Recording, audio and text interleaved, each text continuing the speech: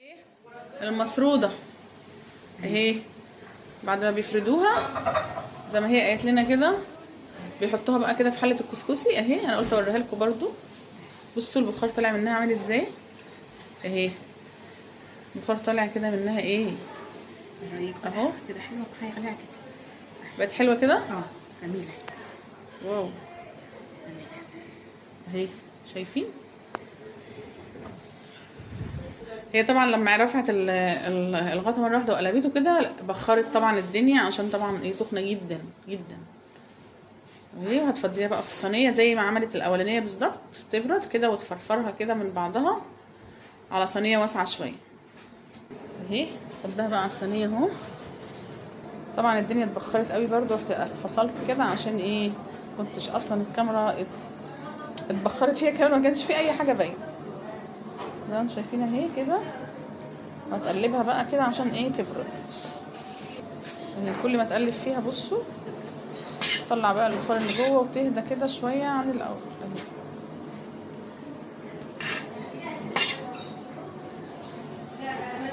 اهي.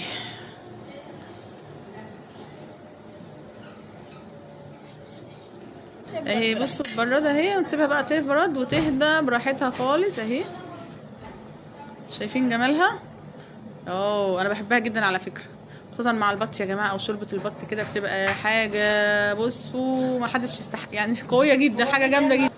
عايزه اقول لكم بقى انا بشيلها عندي على فكره. الحاجات اللي معموله دي معموله ليا، اللي انا واخواتي يعني هناخدها معانا واحنا مسافرين.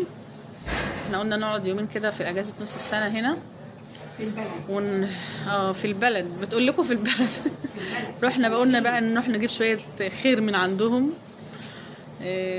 ربنا يبارك يا رب لهم يا رب في كل حاجه وفي كل اللي عندهم وفي رزقهم، ويبارك لنا احنا كمان يا رب، ويبارك للناس كلها اللهم امين يا رب. فقلنا فرصه بقى، فهم بصراحه يعني اكرمونا اخر كرم، وعاملين بقى بصوا من رق طري وعيش ومسروده زي ما انتم شايفين كده هو الحاجات اللي انا بصورها لكم دي يعني ورا بعضها هتشوفوها كلها ورا بعضها ان شاء الله. احنا كانوا عاملينها لنا في البلد. بشيل بقى المسروده دي عندي في اكياس كده. على فكره انا عملتها مره عندي في الفيديو مع البط، وكذا حد سالني يعني ايه مسروده اهي. لما هي قلت انا في اول ما انزل ان شاء الله البلد وهم يعملوها لي اهي، قلت لازم اوريها لكم.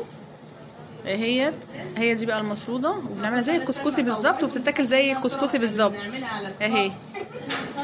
وبشيلها عندي في الفريزر في اكياس عادي، وبطلعها وقت ما عاوز اسخن منها بقى بالزبده والشوربه ونعملها مع البط. وممكن لو هناكلها مثلا بياخدوها بسكر او بعسل، ما نحطش طبعا شوربه، بنحط لبن وزبده عليها، ونحط عليها بقى السكر بودر او سكر عادي حبيبات او لبن او عسل، ايا كان اللي بيحبها ياكلها باي طريقه بيحبها ياكلها بيه.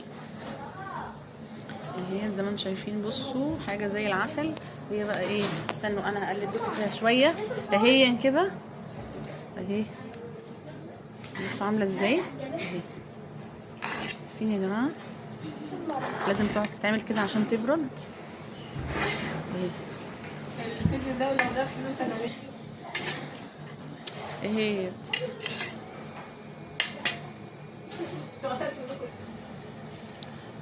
لما نيجي بقى نعبيها تبرد خالص ان شاء الله، نيجي نعبيها في اكياس. احنا طبعا هنعبيها في اكياس عشان هتحط في الفريزر زي ما قلت لكم، وكمان على ما ناخدها ونسافر يعني هنحطها في الفريزر برضو هنا لحد ما نيجي نمشي. نيجي نعبيها بقى تبرد خالص، ونيجي نعبيها واوريها لكم واحنا بنعبيها برضو. بنشيلها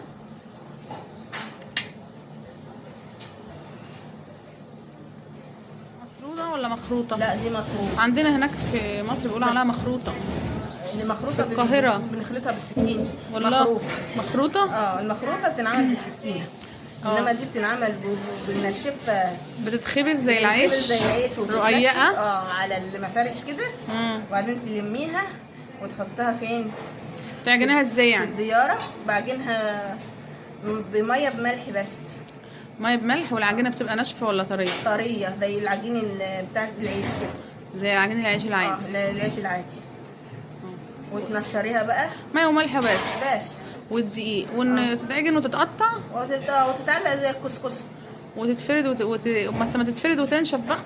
عشان انت بتنشفيها الاول. بنشفها وبعدين بتحطيها على مفارش كده وتنشف. وبعدين تفركيها بايه؟ في الدياره، عندنا دياره كده مخصوصه ليه. بالدياره. الدياره الخرام بتاعتها واسعه شويه. بتاعت مخروط. الفتحات بتاعتها واسعه. وتتفرك بيها وبعدين تردديها بقى زي ما احنا بنعمل الكسكسي كده على النار في الحله بتاعه الكسكسي. زي حله الكسكسي.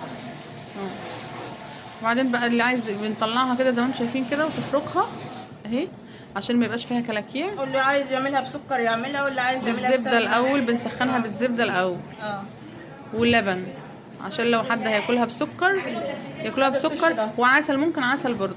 والله بقى اللي يحب. عندنا بيعملوا المخروطه البتاع اسمها ايه، في حاجه تانية كده انا لا بيعملوها والكسكس والحاجات دي بالسكر البودره او بالعسل الاسود. الكسكس بس اللي بنعمل فيه. بتتعبى في اكياس بقى وتحط في الفريزر، ووقت ما تعوزي تطلعي منها وتعملي دي مع البط بقى بتبقى جامده قوي.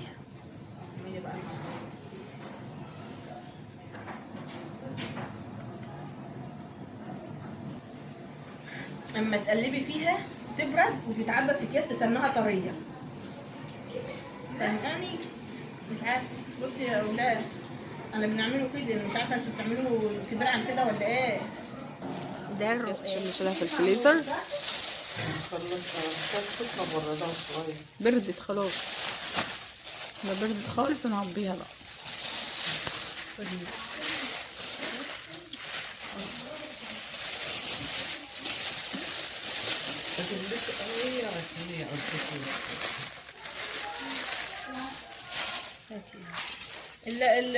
وريني كده الكيس كده كده الكيس على قد مره، كل مره واحد. اللي هو دي كيلو. لا بس المصر دي تقيل تقيل. امال ايه عاوزاه بيتي؟ لا البيت للبيت على طول. واحنا هنوزنه، احنا هناكله.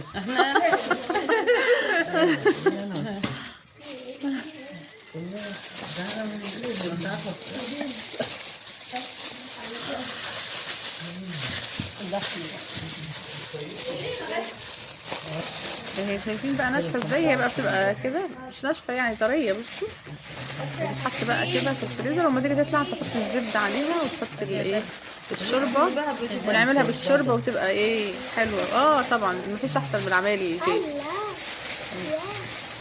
ما شاء الله يعني ما شاء الله. بصوا عامله ازاي الزبده بقى بتبقى ايه طريه كده وحلوه قوي.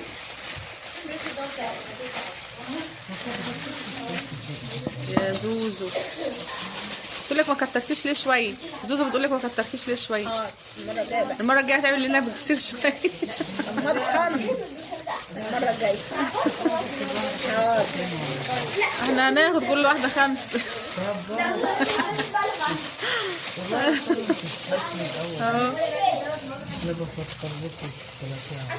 اهو كده شايفين الجمال. الله بحبها قوي على فكره. جانا بتحبها، تقول لك عايزه مسروده وبط. والله انا بشتريها من اللي بيبقوا عاملينها في السوق بيبيعوها دي. كنا بنشتريها من اول كسكس. اهي ادي بعد ما اتعبت اهي كلها. بصوا الاكياس كلها، كل كيس على قد مره يتعمل مره. حطها بقى في الفريزر.